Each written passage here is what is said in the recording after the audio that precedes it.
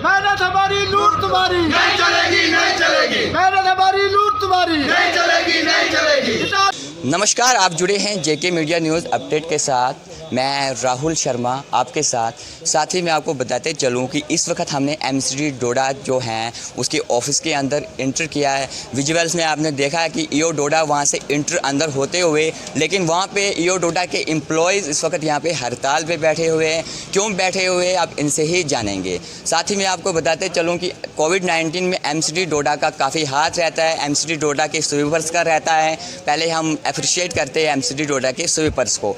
अब चलिए हम सीधा रुक करते इनकी ओर, हम जानेंगे आखिरकार ये इस वक्त क्यों बैठे हैं यहाँ पे। हाँ जी सर, क्या नाम है आपका? मेरा नाम इरशाद अहमद है। मैं अखिल भारतीय सफाई मजदूर संघ का डिस्ट्रिक्ट प्रेसिडेंट डोडा हूँ। तो सर आप मुझे बोले इस वक्त आप मतलब यहाँ हड़ताल पे क्यों बैठे हो? हमें 10-10 साल हो गए, 20-20 साल हो गए, 15-15 साल हो गए। तो जो गवर्नमेंट ने पीरियड रखा था कि 7 साल के बाद आपको परमिट किया जाएगा, तो हमें 10-10 साल 20-20 साल हुए हमें परमिट नहीं किया गया है। इस वक्त जो 60,000 मुलाजिम जो है स्ट्राइक पर बैठे हुए हैं, यही मुद्दा है उनका कि हमें परमिट किया जाए। तो आपको मतलब कितने यहाँ पे मुझे कितने एम्प्लॉयज़, मुझे लग रहा है कि यहाँ पे वैसे कुछ एम्प्लॉयज़ भी होंगे जिनको 50-50 साल भी हुए हैं। वो तस्वीर मैं आपको सामने दिखाऊंगा। मेरे साथ ये बुजुर्ग बैठे हुए हैं। ये कब परमिट होंगे तो कब रिटायर होंगे। तो गवर्नमेंट, ये अंधी गवर्नमेंट को नज़र नहीं आ रहा है कि अभी हमारी उम्र डल रही है मगर हमें परमिट नहीं किया जा रहा है। तो आज तक आपने कितनी हड़तालें की है? आज तक बहुत हड़तालें की कि इन्होंने हमारा कुछ नहीं सोचा। आज हम एलजी साहब से अपील करते हैं कि जल्द से जल्द हमें परमिट किया जाए, नहीं तो अगला कदम जो होगा तो हम बीवी बच्चे लेकर हम रोड पर आ जाएंगे। अच्छा, ये डिमांड रहेगी आप? हाँ, सिर्फ परमिट की। चलिए अब दूसरी बात इनसे करेंगे। चाचू क्या नाम है आपका? मोहम्मद सफ़ीद हैं। तो सबसे पहले आप बोले मुझे आपको कितना टाइम यहाँ पे काम करते हुआ? मुझे जनाब कम से कम 26 साल हो गए। 26 साल में आपको परमिनेंट नहीं किया? नहीं किया। और यही आवाज़ हमारे तक पहुंची कि इस साल नहीं तो अगले साल, इस साल नहीं, इस महीने में नहीं, दूसरे महीने में तुझे परमिट किया जाएगा। यानी जो ये गवर्नमेंट है ये आपका कोई मतलब आपकी प्रोटेस्ट का कोई रिप्लाई नहीं देती है? नहीं, कुछ नहीं दे रही। आप क्या डिमांड करना चाहते हो गवर्नर साहब से? अब सर डिमांड ये है, हमारा ये तकाजा 2011 से चल रहा है। तो अब गवर्नर साहब से अपील हमारी यही है कि भाई इंसाफ सफाई कर्मचारी यूनियन पे फरमाए। चलिए अब और से बात करते हैं थोड़ी सी। हाँ जी, क्या नाम है आपका? मेरा नाम सजाद अहमद है। तो ये प्रोटेस्ट पे क्यों बैठे हो आज आप? सर गवर्नमेंट ने हमारे साथ एक SRO एक बनाया था कि 7 साल के बाद परमिट किया जाएगा। उसके बावजूद भी 7 साल भी हो गए। इस वक्त भी हमारे कैजुअल लेबर ऐसे भी है जिनको 20-20 साल हो गए हैं कैजुअल लेबरी में। आधे से ज़्यादा बुढ़े भी हो गए हैं। इसमें से हमारे भद्रवाह म्यूनसिपलिटी में एक कैजुअल लेबर ही उसकी डेथ भी हो गई है कैजुअल लेबरी में। हम गवर्नमेंट से ये चाहते हैं कि हमें जल्द से जल्द रेगुलाइज़ किया जाए। अगर हमारे 3 दिन की हमारी ये कॉल है, अगर 3 दिन में हमारी रेगुलाइज़ का कोई जवाब नहीं आया है, नहीं हम बाल बच्चे लेके सड़कों पर उतर जाएंगे। आप मुझे बोलें, आपने आज तक कितने प्रोटेस्ट किए हैं लेकिन उन प्रोटेस्टों का कोई रिप्लाई आया आपको? 2014 में हमारे 14 मुलाजिम जो डिलीवर थे वो परमिट। उसके बाद हमने 2014 से लेके इस आज की डेट तक हमने बहुत से रैलियां भी निकाली है, बहुत से हड़तालें भी की है, मगर गवर्नमेंट की तस की मस नहीं हो रही है। जहाँ की सोई हुई है, हम यही चाहते हैं कि जल्द से जल्द हमें रेगुलाइज किया जाए। यानी आपके कहने के अकॉर्डिंग आप प्रोटेस्ट कर रहे हो लेकिन गवर्नमेंट आपका नहीं सुन रही है, आपकी डिमांड्स को नहीं मान रही है? जी सर, ये बात सही है कि वो नहीं मान रही है। क्यों अब ये हम दिखाएंगे उनको कि जब ये आज ये हड़ताल जो है ये पूरे JND के कैजुअल लेबर डिलीवरी की हड़ताल है। तो जैसे आपने ये मतलब हड़ताल की, आपके ईओज जो होते हैं, बड़े ऑफिसर होते हैं, उन्होंने आगे तक कोई बात पहुंचाई क्या डिस्ट्रिक्ट एडमिनिस्ट्रेशन तक या गवर्नर साहब क्या कि हमारे स्वीपर्स इस वक्त परेशानी में चल रहे हैं? आपके ईओज ने वैसी बात पहुंचाई आगे? वो तो पहुंचाई है। इससे पहले भी हमारे जो ये पहले गवर्नर थे मुर्मू साहब थे, उन्होंने एक आर्डर भी निकाला था 18,350 रेट डेली वेजर की। जिनको पूरा टाइम हुआ है उनको रेगुलराइज करेंगे, तो जिनको टाइम नहीं हुआ उनको 18,350 दिया जाएगा। उसके बावजूद भी 8 महीने के बाद यहाँ तो इस हिंदुस्तान में तो गवर्नर चेंज होते जा रहे हैं, तो हमारी फरियाद कोई सुनता ही नहीं है। जितनी देर तक उनके पास फाइल पहुँच जाती है हमारी डेली वेजरों की, उतनी देर तक इनको यहाँ से ट्रांसफ़र कर लेते हैं या उनको सस्पेंड कर लेते हैं या उनको ये।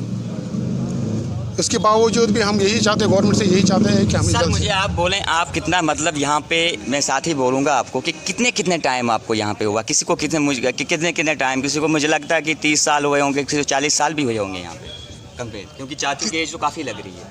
ये तो लगभग कोई 26 साल से डेली वेजर है, यानी 26 साल से डेली वेजर ही है। ये कोई नहीं, इसमें से लगभग कोई 70-72 मुलाजिम है यहाँ डेली वेजर, जिनको 15 साल से ऊपर ही हो गया सबों को।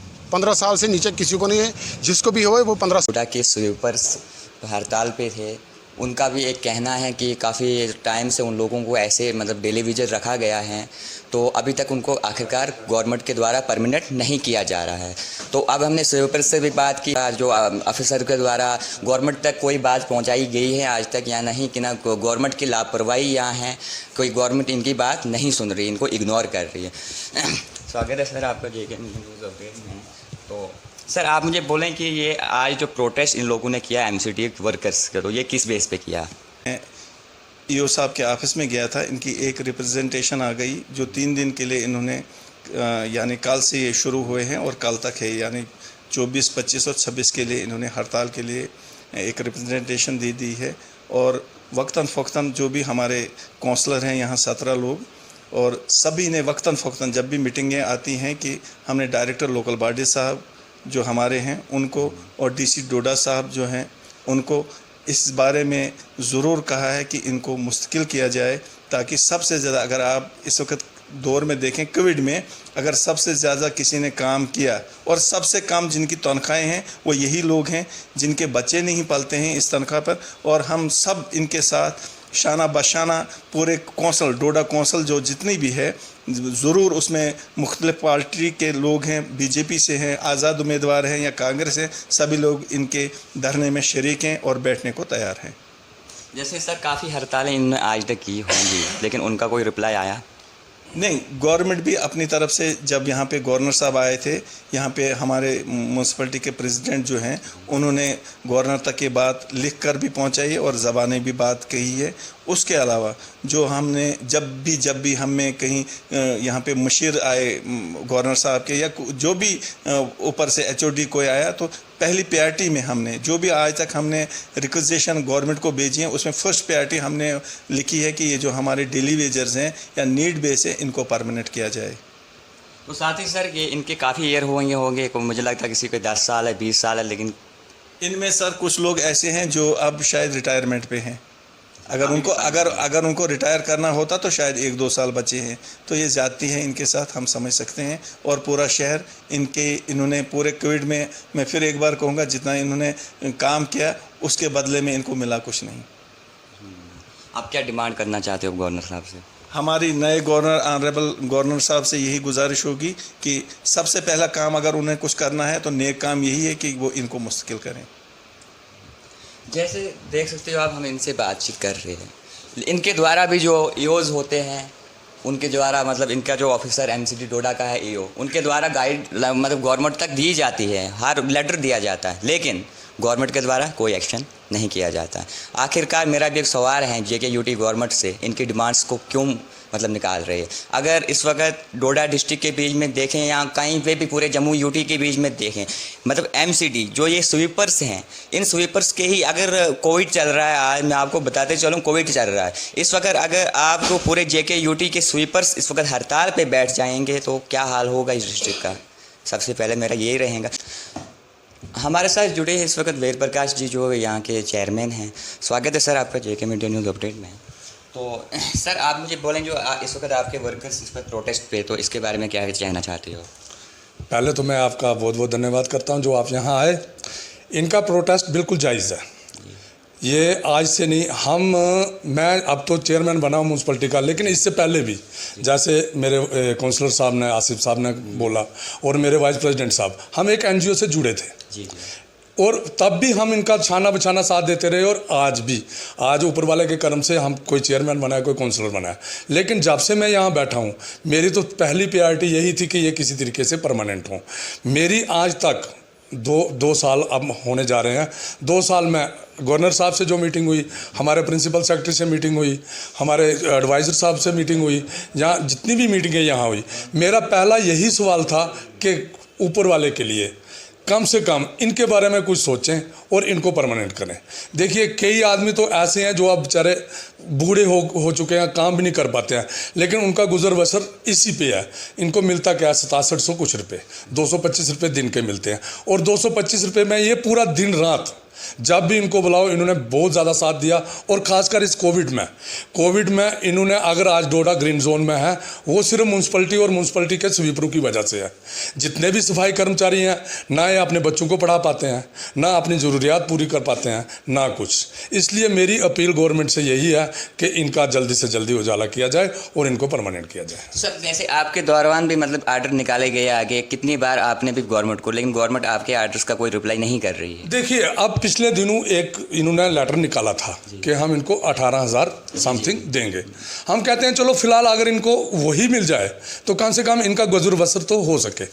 मेरी आज आपके माध्यम से यही अपील दोबारा गवर्नमेंट से करता हूँ, JKUT को यही अपील करता हूँ कि इनका उजाला किया जाए और इनको जल्दी से जल्दी परमानेंट किया जाए।